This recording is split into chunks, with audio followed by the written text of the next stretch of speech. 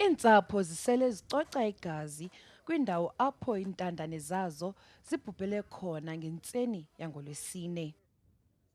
Amapolisa athi iqela lamadoda belihamba ngemoto elihlobo lweVolvo emzuba avulele ngeembumbuli kubaqhubi beeteksi kule renki.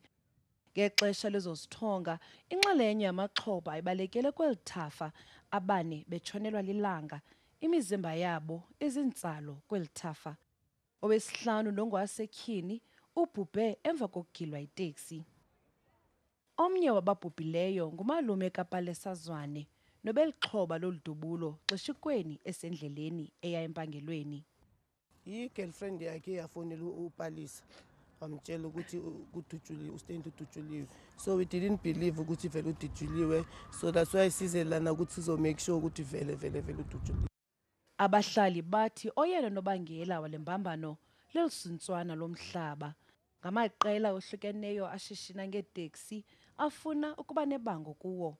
Iziphumo zale mbambano yimiphefumlo yabantu 28 kule minyaka 5 idluleyo.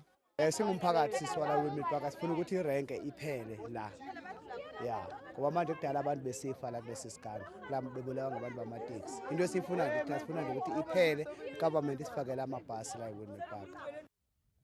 Ziingcali zabaphandi bephondo abathe banikwa uxanduva lokuphanda oludubulo, ukanti amapolisa seleqalise ukukhangela la madoda axhobileyo.